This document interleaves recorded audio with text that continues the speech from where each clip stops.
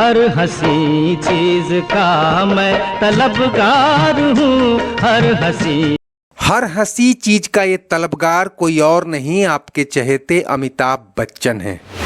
इस फिल्म के सिनेमा के पर्दे पर आए 50 साल पूरे हो चुके हैं और इन 50 सालों में शायद ही वो किसी फिल्म में इस तरह के किरदार में नजर आए हों।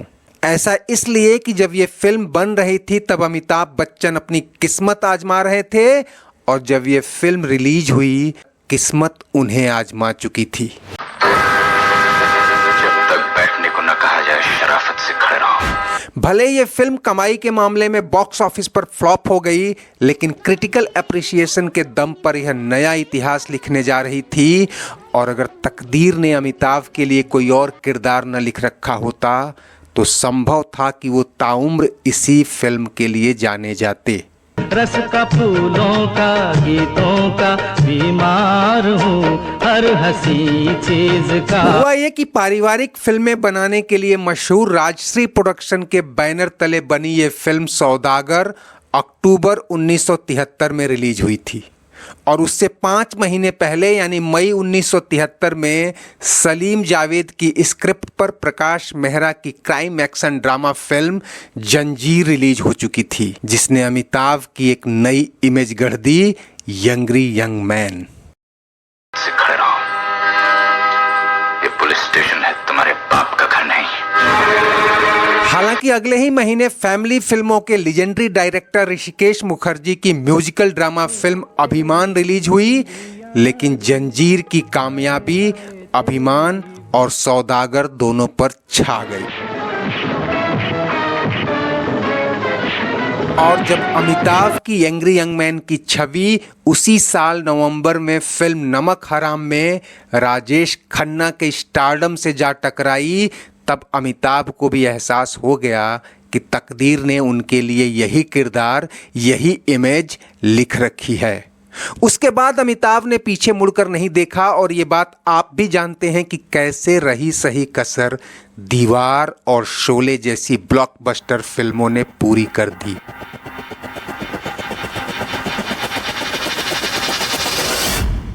खैर, हम बात कर रहे थे सौदागर की, जो फ्लॉप होने के बावजूद उस दौर की सबसे चर्चित फिल्मों में से थी और अपने बोल्ड टॉपिक, सामाजिक सरोकार और दमदार कैरेक्टर्स के दम पर उस साल भारत की तरफ से बेस्ट फॉरेन फिल्म कैटेगरी में ऑस्कर अवार्ड के लिए भेजी गई। सजना है मुझे सजना के लिए, सजना है मुझे। हालांकि ये ऑस्कर के लिए नॉमिनेट नहीं हो पाई।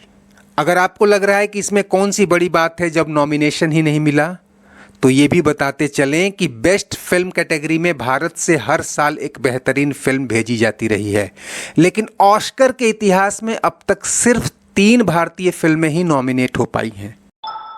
बहरहाल सौदागर फिल्म को आज भी जिस चीज के लिए याद किया जाता है उसमें इसकी कहानी और दमदार एक्टिंग तो थी ही, रविंद्र जैन के लिखे गीत और संगीत ने ऐसी धूम मचाई कि इसके गाने सुपरहिट हुए और इस एक गाने की तो दर्जनों रीमेक आ चुकी हैं। सजना है मुझे सजना के लिए, जरा उलझी। सौदागर फिल्म नरेंद्र नाथ मित्रा की बंगाली कहानी रास पर आधारित थी और इसे सुधेंदु राय ने डायरेक्ट किया था।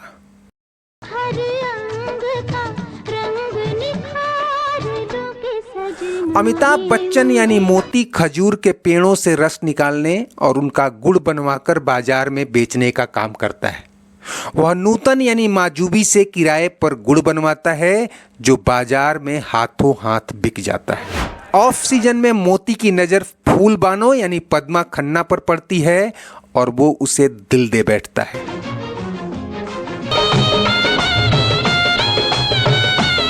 शादी के लिए जब वो लड़की के पिता से मिलता है तो वह मेहर की बड़ी रकम मांगता है जो फिलहाल मोती के पास नहीं है। कुछ दिन की मोहलत लेकर वह पैसा जोड़ने में जुट जाता है। पैसे बचाने के लिए वह अपनी गुड़ बनाने वाली माजूबी से निकाह कर लेता है। माजूबी उसका घर संभालने के साथ ही गुड़ बनाने में जी जान लगा देती है। ये ख्वाब देखती हूँ कि मेरे मियाँ का गुड़ दिल्ली तक जाए, वह मोती के असल मंसूबों से बेखबर नई जिंदगी के नए सपनों में रमी है। तेरा मेरा साथ है, तेरा मेरा साथ है। लेकिन यह साथ गुड़ के सीजन के साथ ही खत्म हो जाता है। मोती के पास फूलबानों के मेहर लायक पैसे जमा हो चुके हैं और वह माजूबी को तलाक दे देता है। मैं तुम्हें तलाक देता हूं, मैं तुम्हें तलाक देता हूं, मैं तुम्हें तलाक माजूबी देता हूं। दिल की जितनी नर्म है, स्वाभिमान की उतनी ही सख्त। उसे धक्का लगता है, लेकिन बिना एक पल की देरी किए वह मोती का घर छोड़ आती है। बाद में एक उम्रदराज आदमी जिसकी पत्नी मर चुकी है और बच्चों की देखभाल के लिए एक औरत की जरूरत है, वह उससे शादी का प्रस्ताव मंजूर कर लेती है। मोती फूलबानों से शादी कर लेता है। उसकी खूबसूरती और लटके झटकों की मदहोशी में कुछ दिन बीतते हैं कि गुड़ का सीजन आ जाता है।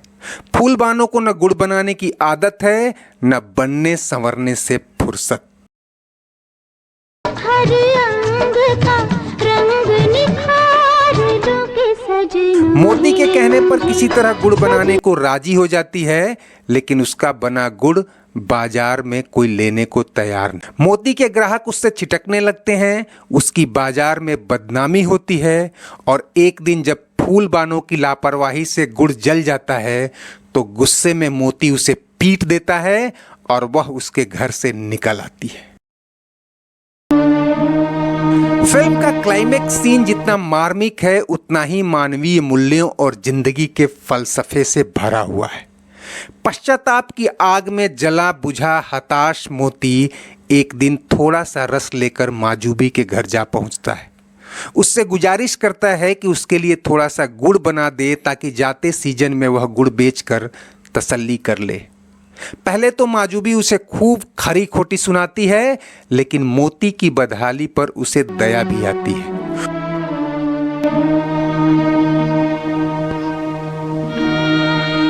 वहीं फूलबानों भी छुपकर यह सब देख रही है और दोनों औरतें हालात पर एक दूसरे के गले लग रो पड़ती हैं।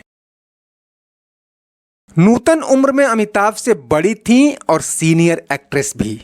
दोनों ने बेहतरीन अदाकारी से अपने किरदारों में जान फूंक दी। साल 1994 में दोनों फिर से इंसानियत फिल्म में साथ दिखे थे और उसी के सेट पर नूतन ने एक इंटरव्यू में कहा था कि सौदागर की शूटिंग के दौरान अमिताभ की पंक्चुअलिटी, डिसिप्लिन और डेडिकेशन को देखकर मैं समझ गई थी कि ये बंदा एक दिन इंडस्ट्री में जरूर कुछ बड़ा करेगा।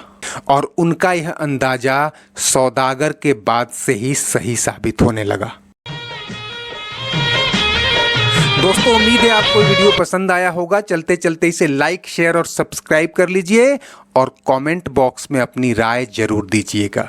शुक्रिया, नमस्ते, आभार। हर चीज का मैं तलबगार हूँ, हर हंसी चीज का।